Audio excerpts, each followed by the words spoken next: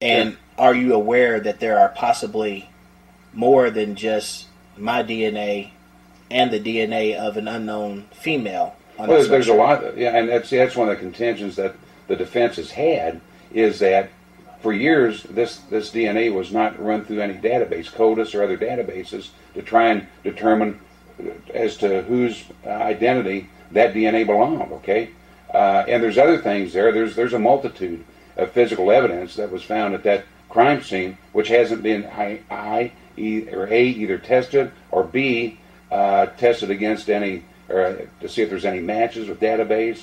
There's certainly fingerprints. There's blood found at the scene that's hasn't been identified yet, and that's the reason I ask you, and ask you again, if any of that belongs to you, then that would put you at the scene. Would you agree?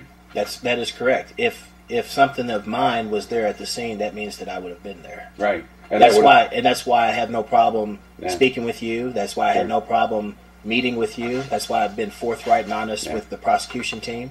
So if you were, and let me ask you this, and the next extension, Charles, would be, if you were at the scene, then you would have been the individual committing that crime then. That would be pretty obvious. Sure.